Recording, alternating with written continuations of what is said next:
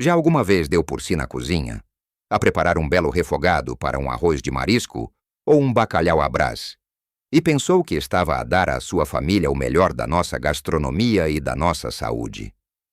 Pega naquele dente de alho, tão nosso, tão português, um verdadeiro tesouro que as nossas avós já usavam.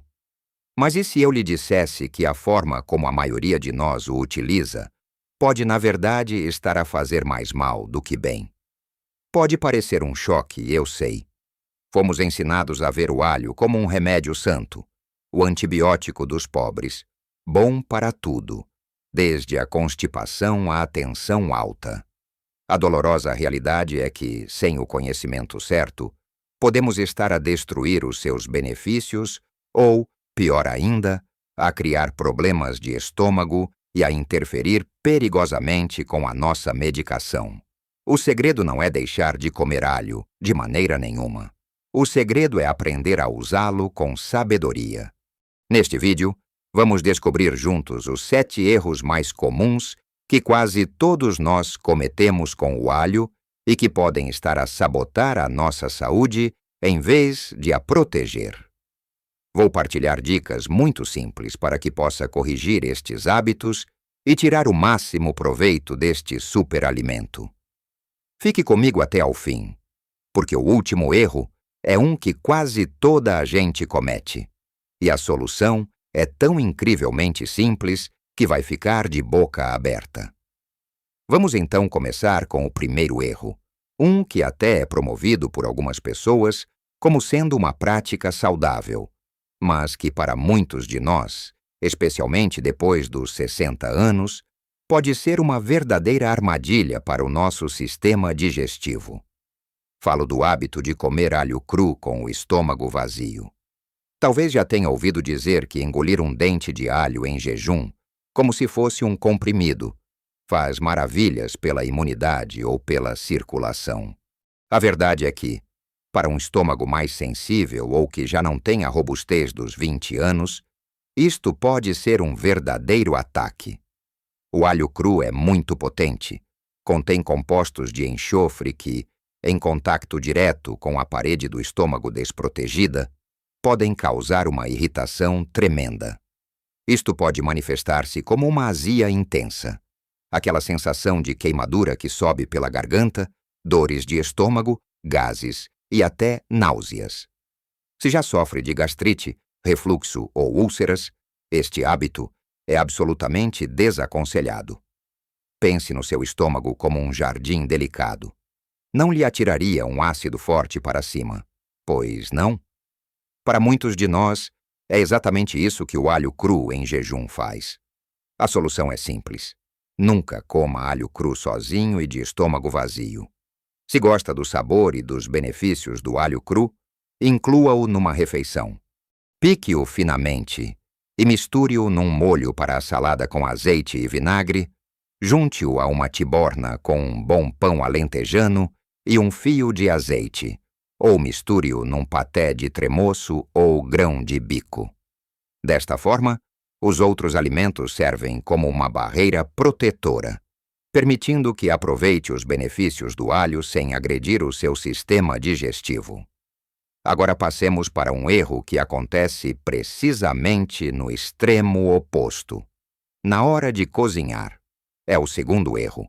Cozinhar o alho durante demasiado tempo ou a uma temperatura muito alta. Todos nós conhecemos e adoramos aquele cheirinho do alho a estalar no azeite quente, o início de quase todos os nossos pratos maravilhosos. Mas aí reside o perigo. O principal composto benéfico do alho, aquele que lhe dá as propriedades antibacterianas, antivirais e que ajuda a saúde do coração, chama-se alicina. A alicina é extremamente sensível ao calor. Quando atiramos o alho para a panela ou para o tacho com o azeite a ferver e o deixamos fritar até ficar dourado escuro, ou pior, queimado, estamos a destruir praticamente toda a alicina. O que resta é apenas o sabor, e muitas vezes um sabor amargo. Mas os benefícios para a saúde desapareceram. É um desperdício tremendo. Lembre-se daquele refogado onde o alho fica quase preto. Não só perdeu os nutrientes, como também criou compostos que podem ser prejudiciais. A forma correta de o fazer é tratar o alho com mais delicadeza. Numa sopa ou num estofado, adicione o alho picado nos últimos minutos da cozedura. Num refogado, coloque primeiro a cebola, que tem mais água e demora mais tempo a cozinhar. Deixe a cebola amolecer e só depois junte o alho picado, cozinhando-o apenas por 1 minuto ou 2, até libertar o seu aroma, mas sem ganhar muita cor. Assim, preserva o sabor e, mais importante, a preciosa alicina. E isto leva-nos diretamente ao terceiro erro, que tem a ver com a conveniência dos tempos modernos. Falo de usar alho já picado ou em pasta, comprado em frascos. Sei que é tentador. Poupa-nos o trabalho de descascar e picar, de ficar com o cheiro nas mãos. Mas essa conveniência tem um preço alto para nosso malte, para nossa saúde e para o nosso paladar. O alho de frasco, para se conservar, contém aditivos como ácido cítrico, óleos e outros conservantes que não precisamos de ingerir. Mais importante ainda, o processo industrial e o tempo que passa na prateleira fazem com que os níveis de alicina sejam muito, mas muito inferiores aos do alho fresco. O composto começa a degradar-se assim que o alho é picado. Ao fim de algumas horas, a maior parte já se perdeu. Imagine ao fim de semanas ou meses dentro de um frasco. Além disso, o sabor nunca é o mesmo. Muitas vezes tem um travo ácido ou metálico, que em nada se compara com a fragrância pungente e adocicada do alho fresco acabado de picar. A solução é óbvia, mas vale a pena reforçá-la. Compre sempre cabeças de alho frescas. É mais barato, muito mais saboroso e incomparavelmente mais saudável. Para evitar o cheiro nas mãos, pode esfregá-las numa superfície de aço inoxidável, como o seu lava-loiça, debaixo de água fria. Funciona como um ímã para os compostos de enxofre. Investir 2 minutos a picar alho fresco é um dos maiores favores que pode fazer à sua comida e à sua saúde. Agora que já vimos a importância de usar alho fresco e de não o cozinhar em demasia, há um passo fundamental que a maioria das pessoas desconhece e que acontece precisamente entre o momento em que se pica o alho e o momento em que ele vai para a panela. E ignorar este passo é o nosso quarto erro. Não deixar o alho picado repousar antes de o cozinhar. Pode parecer um pormenor insignificante, mas na verdade é aqui que a magia acontece. Como mencionei, o composto milagroso do alho é a alicina. Mas aqui está o segredo. A alicina não existe no dente de alho inteiro. O dente de alho contém 2 componentes separados em compartimentos diferentes dentro das suas células. Um composto chamado aliina e uma enzima chamada aliinase. Só quando cortamos, picamos ou esmagamos o alho é que quebramos as paredes dessas células, permitindo que a aliina e a aliinase se misturem. É essa reação química que cria a alicina. No entanto, esta reação não é instantânea. Ela precisa de tempo para acontecer e para que se forme uma quantidade significativa de alicina. Se picar o alho e o atirar imediatamente para o azeite quente, o calor vai desnaturar a enzima aliinase quase instantaneamente, parando a produção de alicina antes mesmo de ela começar. O que fazer então? A regra de ouro é a regra dos 10 minutos. Depois de picar, esmagar ou fatiar o seu alho, deixe-o simplesmente a descansar na tábua de corte por cerca de 10 minutos antes de o expor ao calor. Este pequeno período de espera permite que a reação enzimática ocorra ao máximo, garantindo que está a obter a maior quantidade possível de alicina. É uma mudança tão simples no seu ritual de cozinha, mas que multiplica os benefícios do alho de uma forma extraordinária. Enquanto o alho descansa, pode ir preparando os outros ingredientes. É um hábito fácil de adotar e que faz toda a diferença. E agora vamos abordar um assunto de extrema seriedade, talvez o mais importante de todos para a nossa segurança. O quinto erro é tomar suplementos de alho sem primeiro falar com o seu médico. Vivemos numa era em que somos bombardeados com informação sobre suplementos naturais que prometem curar tudo e mais alguma coisa. As cápsulas de extrato de alho são muito populares, promovidas para baixar o colesterol, a tensão arterial e fortalecer o sistema imunitário. E embora o alho tenha de facto estas propriedades, a concentração nestes suplementos é muitíssimo mais elevada do que aquela que obtemos através da alimentação. E é aí que reside o perigo. O alho tem um efeito anticoagulante, ou seja, afina o sangue. Se a pessoa já está a tomar medicamentos com o mesmo efeito, como a varfarina, a aspirina ou outros antiagregantes plaquetários, a combinação pode ser perigosa.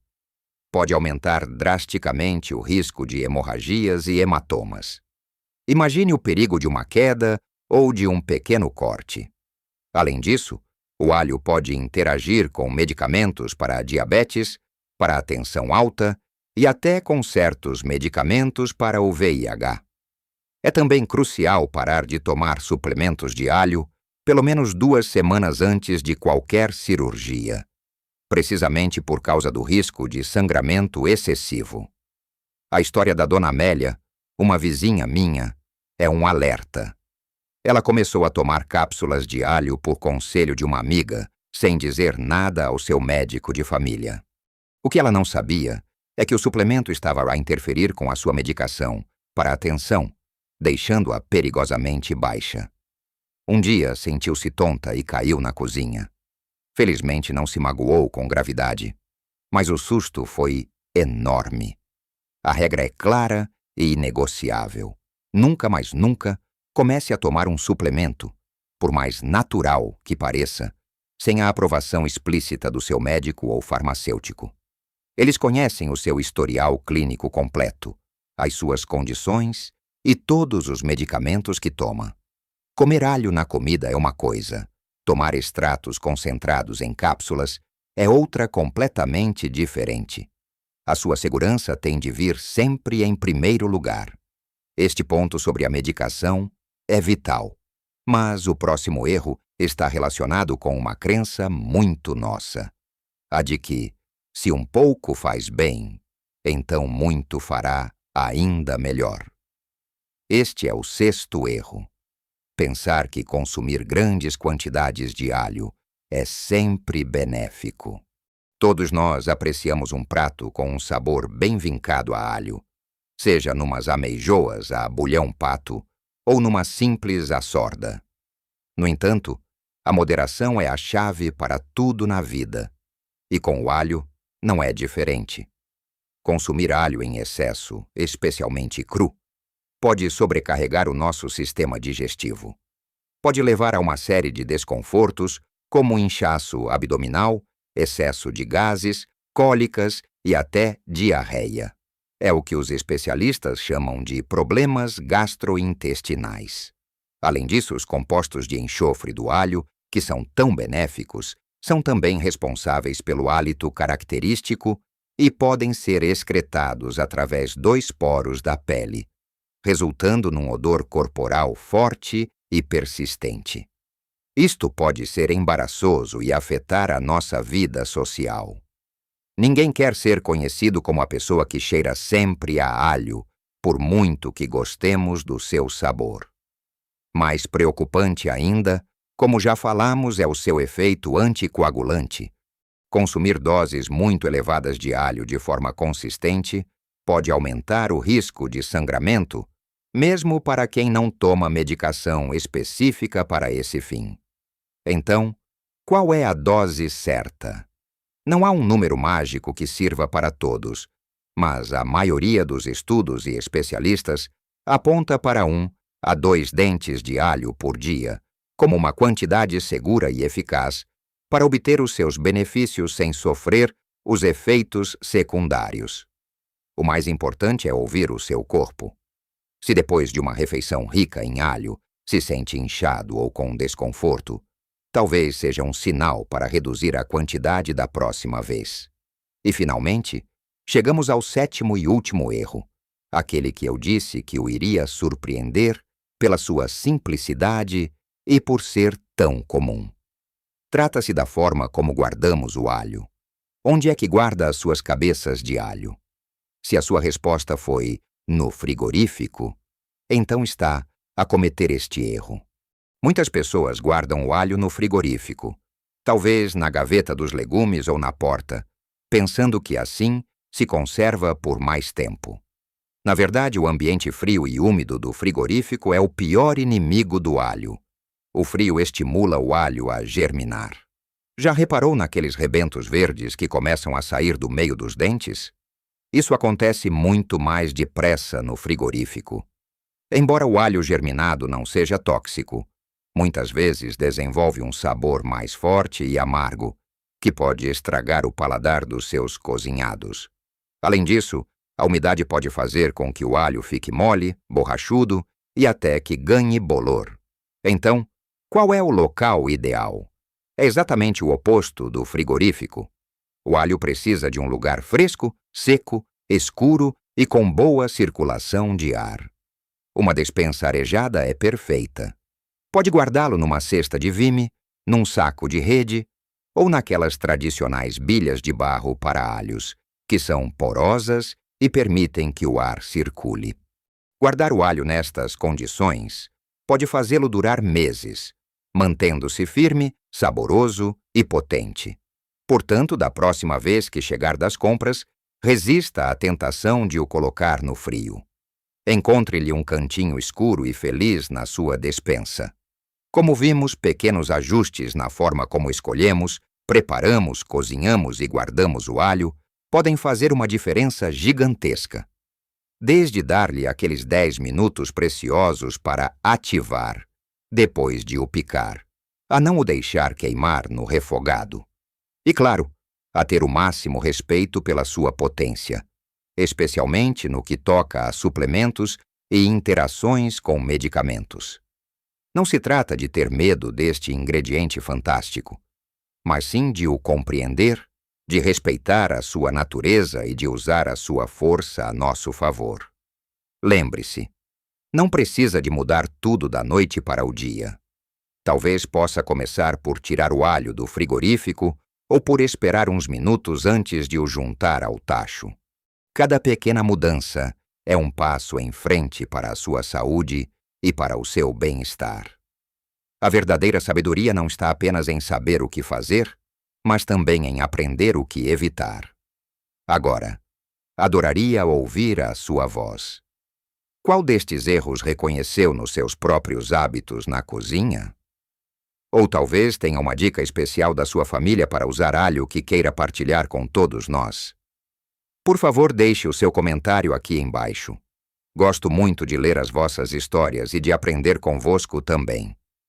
Se este vídeo lhe foi útil e aprendeu algo novo, peço-lhe que deixe um gosto. É um gesto simples, mas que ajuda imenso o nosso canal a chegar a mais pessoas que podem beneficiar desta informação. E claro, se ainda não o fez, convido-o a subscrever o canal e a clicar no sininho para não perder os próximos vídeos, que são sempre preparados com muito carinho a pensar em si e na sua saúde. Muito obrigado por me ter feito companhia até aqui. Cuide-se muito bem, mantenha-se curioso e nunca se esqueça. Viver com mais saúde e alegria é algo que podemos aprender e melhorar em qualquer idade. Um grande abraço e até breve.